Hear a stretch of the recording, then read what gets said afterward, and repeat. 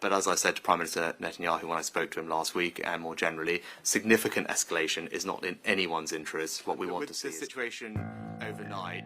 As you would appreciate, it's a developing situation. It wouldn't be right for me to speculate until the facts become clear.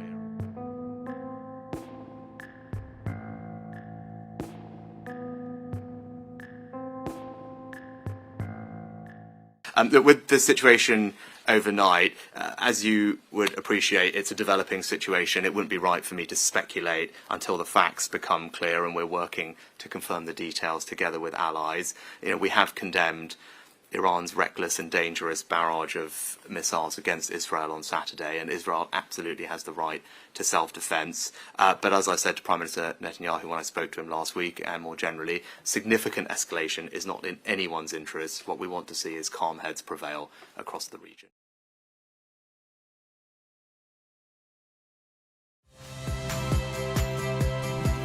Saya Yasir Neneama. Saksikan program-program Kompas TV melalui siaran digital, pay TV, dan media streaming lainnya.